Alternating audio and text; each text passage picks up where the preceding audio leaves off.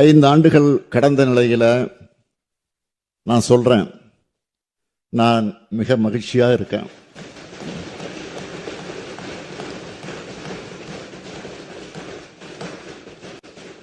இன்னும் சொன்னா மிக மிக மகிழ்ச்சியா இருக்கிறேன்.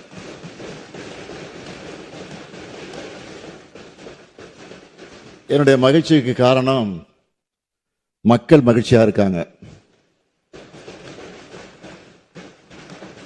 என்னுடைய இலக்கில நான் வென்று விட்டேன். திராவிட மாடல் அரசின் சாதனைகளால தமிழ்நாடு தலை நிமிர்ந்துடுச்சு. மக்கள் மனநிறைவு அடையக்கூடிய வகையில் ஆட்சியை வழங்கி கொண்டிருக்கிறோம்.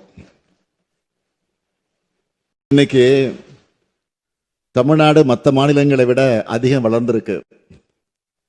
இந்தியாவின் மற்ற மாநிலங்கள் எல்லாம் தமிழ்நாட்டை அண்ணாந்து பார்க்குறாங்க. அதுக்கு காரணம் நம்முடைய திட்டங்கள், நம்ம செஞ்சுட்டு இருக்கக்கூடிய சாதனைகள், இதெல்லாம் தான் என் மகிழ்ச்சிக்கு காரணம்.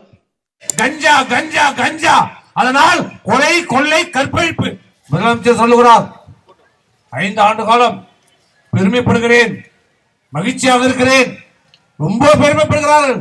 நீங்கள் பெருமைப்படுகலாம். ஆனால் தமிழகம் இன்றைக்கு வெட்கி தலை குனிந்து கொண்டிருக்கிறது. 5 ஆண்டு திமுக ஆட்சியிலே